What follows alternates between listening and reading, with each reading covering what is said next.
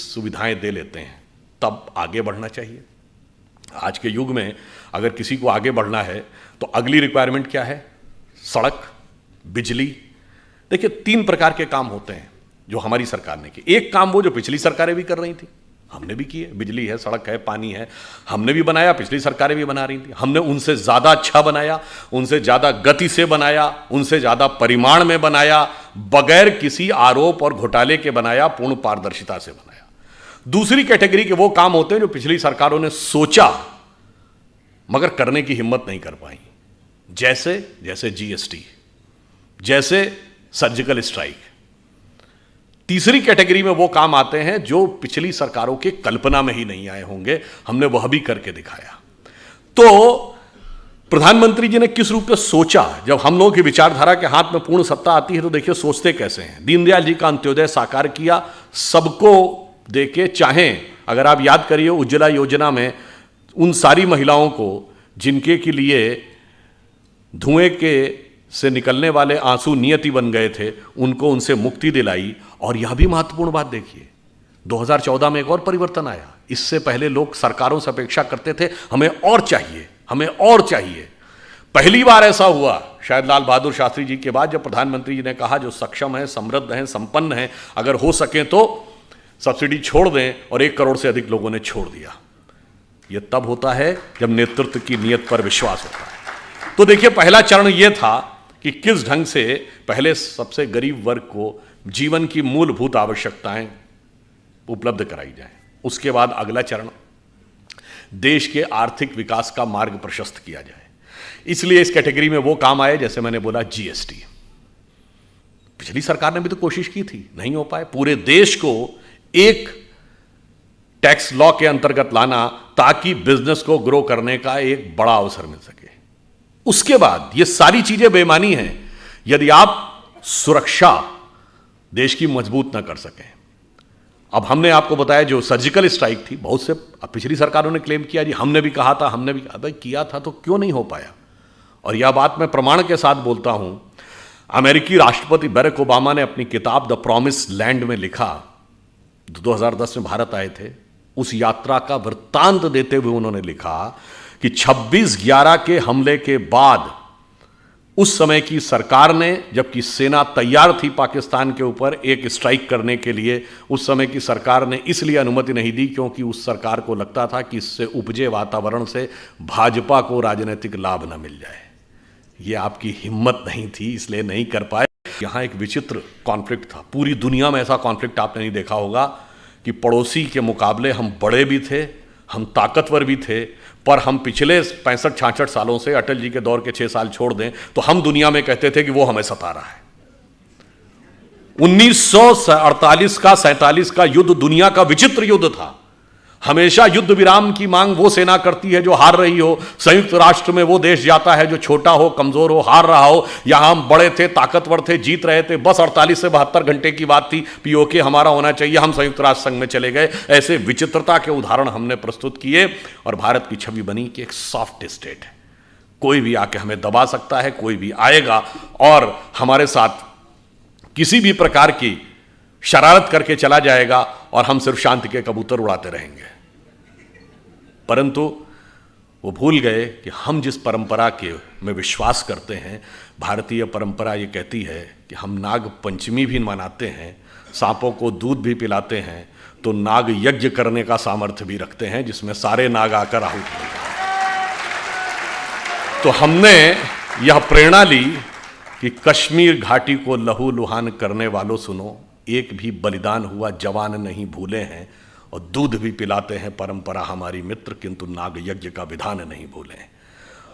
और आपने देखा कि पहली बार भारत ने इन 8 वर्षों में, अब now the era of India जो सॉफ्ट स्टेट इज ओवर।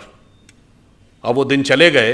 मतलब जैसे मैं तो लखनऊ का रहने वाला हूं, हमारे यहाँ कहावत होती है, अमा मियाँ वो दिन लद गए जब उस साल लल्लू खा फाकते उड़ाया करते थे।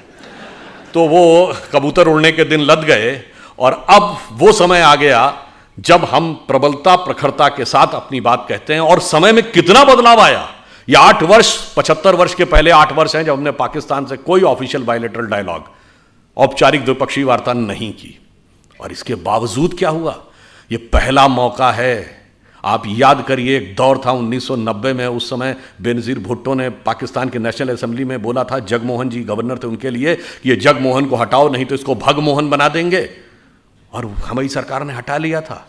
और एक ये दौर था जब पाकिस्तान के नेशनल असेंबली में खड़े होकर इमरान खान ने कहा कि जो कुछ इन्होंने बालाकोट में किया उससे ज़्यादा खौफनाक कुछ करने जा रहे हैं।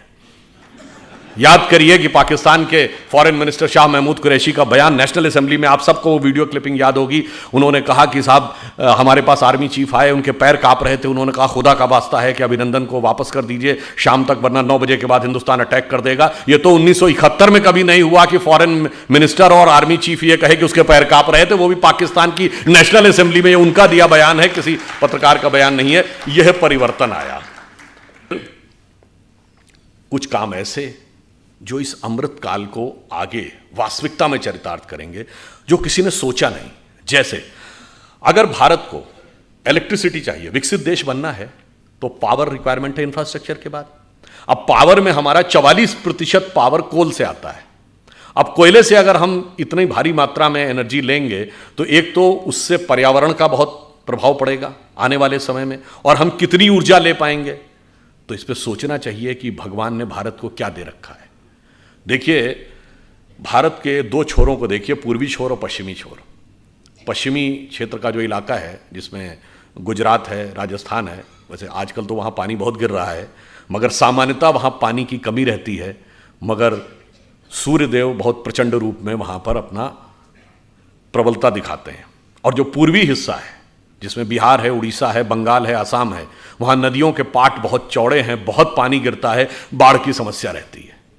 अब देखिए, उन्होंने सोचा कि इसको हम कैसे भारत की सामर्थ्य के लिए प्रयोग कर सकते हैं। तो जो पूर्वी हिस्सा था वहां पे क्यों ना ड्रेजिंग करके, उसमें गहराई करके इनलैंड वाटरवेज कम्युनिकेशन की शुरुआत की जाए।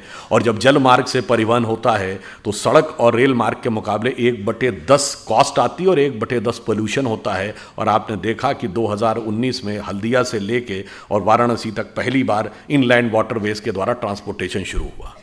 और जिधर पानी कम गिरता है तो क्यों नहीं सोलर एनर्जी का प्रयोग करना चाहिए। सोलर एनर्जी की बात हो सकता है दूसरों ने, किसी ने सोची हो, हम सोलर एनर्जी में इतनी लंबी छलांग लगाए, वो इंपॉर्टेंट नहीं है।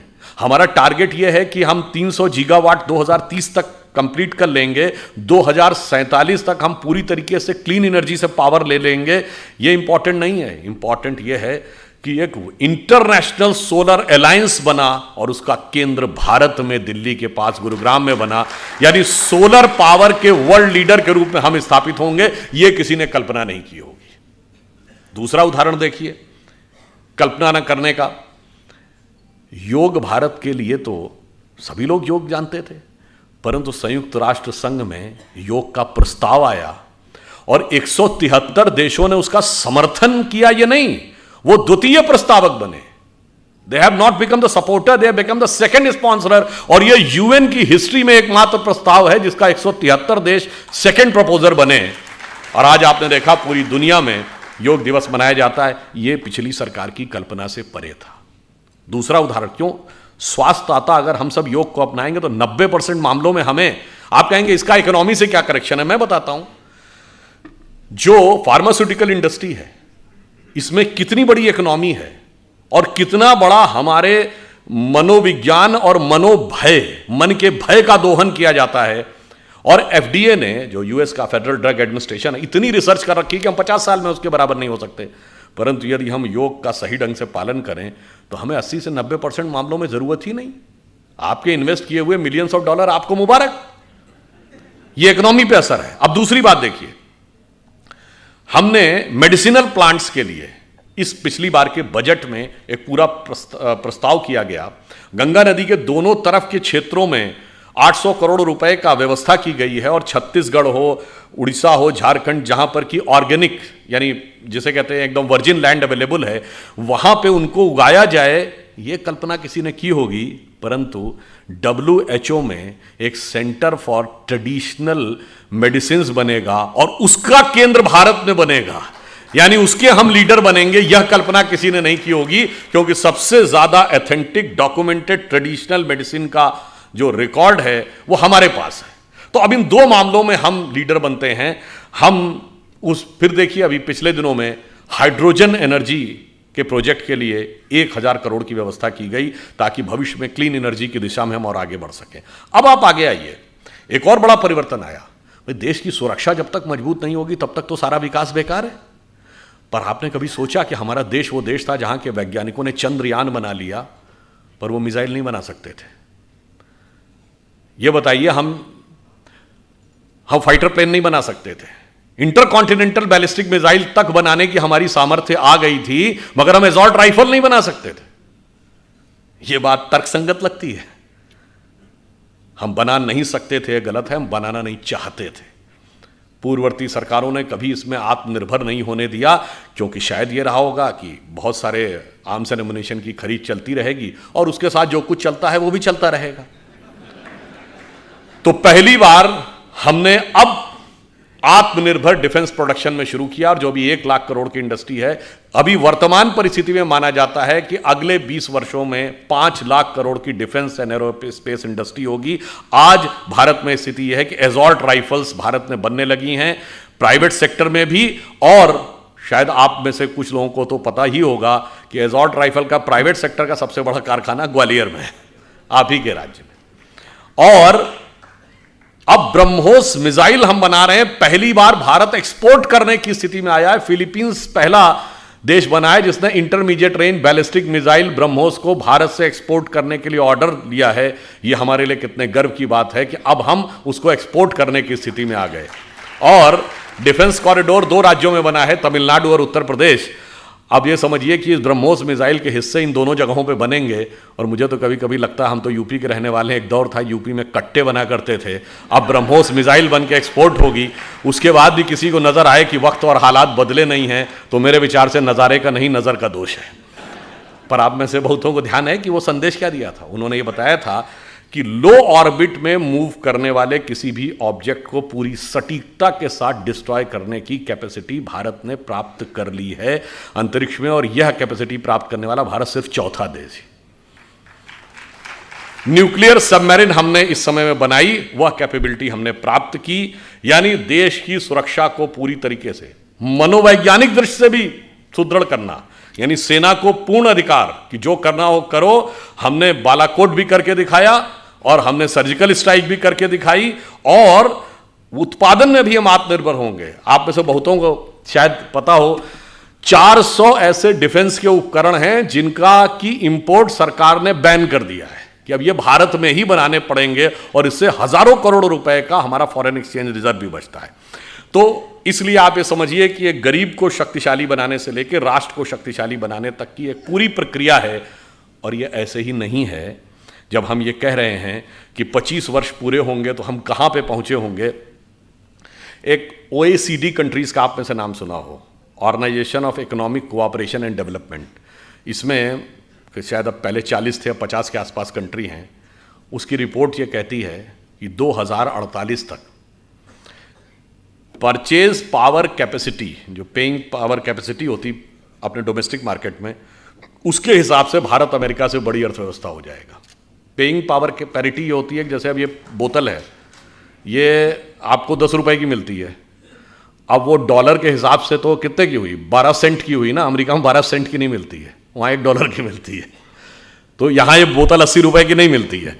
तो उसे कहते हैं पेइंग पावर पैरिटी। तो मतलब हर चीज को आप डॉलर से कन्वर्ट करके नहीं देखते हैं, आप देखते हैं कि उस देश में क्या मिलता है। जैसे यहां किसी कोई 80 रुपए में ठीक ठाक नाश्ता करके आ सकता है, पर अमेरिका में $1 में कोई ठीक ठाक नाश्ता नहीं कर सकता।